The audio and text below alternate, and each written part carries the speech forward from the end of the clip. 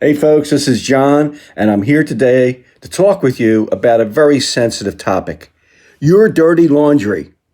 Think about it. I get calls almost every single week from people who say, I need some help. I'm sick and tired of taking my dirty clothes from my bedroom downstairs, many times all the way down into the basement, to clean the clothes, get them dried, fold them up, and then I have to carry them all the way back upstairs. I mean, think about this.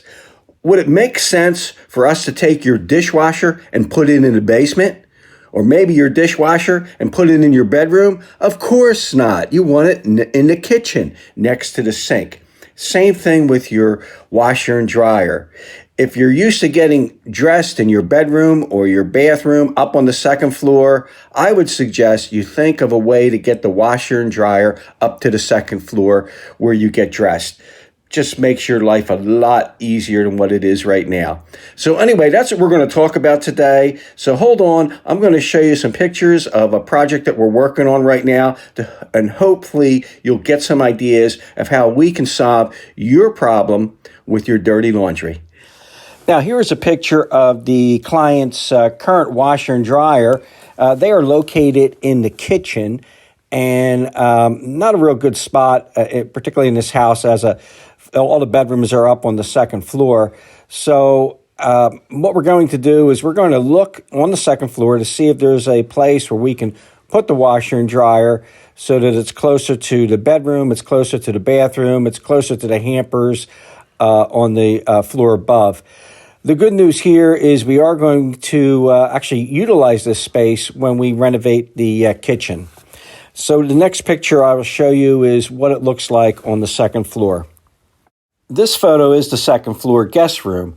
The good news here is that this closet that you can see in this photo is directly above the washer and dryer, which is in the kitchen below this floor. The other thing about this space is if you look inside the closet, you'll see a little bump out there on the left-hand side, and that's a chase. It's good to have a chase in this area because we are going to have to find a place to run the drain and the hot and cold water lines. The vent for the dryer, what we'll do there is we'll just go up through the ceiling into the attic and then out the side of the house. But anyway, this is a guest room now.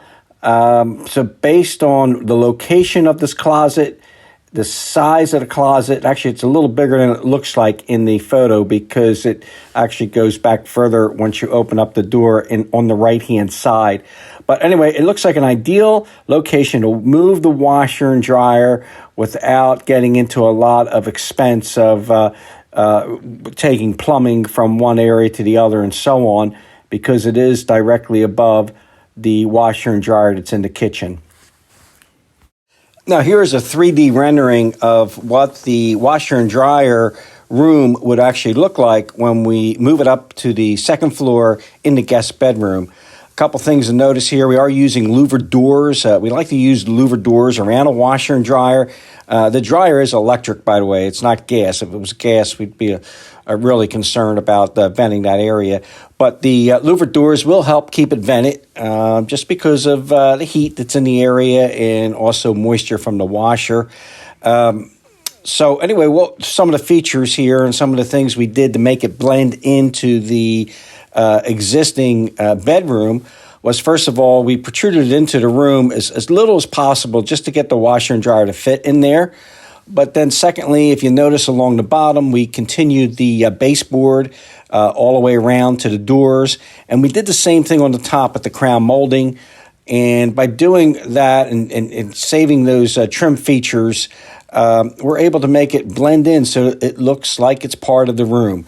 But this is what it will look like with the doors closed. On this second rendering, you can see that we opened up the doors, and inside is a stackable washer and dryer. A stackable washer and dryer is great because it just takes less space, and in this case, the client really didn't want to intrude too much into the guest bedroom. So anyway, this is what it looks like when you open the doors.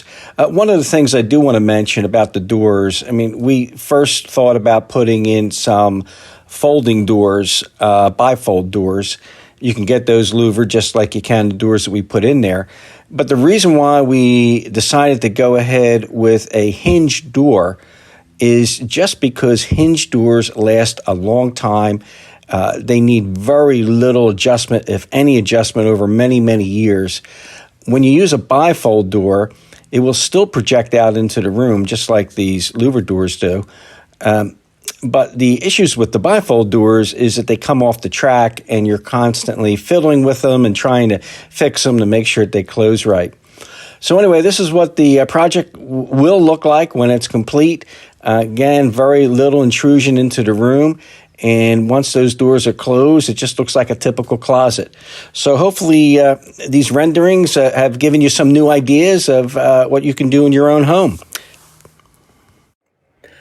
Well, I hope this video gave you some new ideas of how you can improve your lifestyle and your home. If you have any questions, just give us a call or drop us an email. Thanks for listening.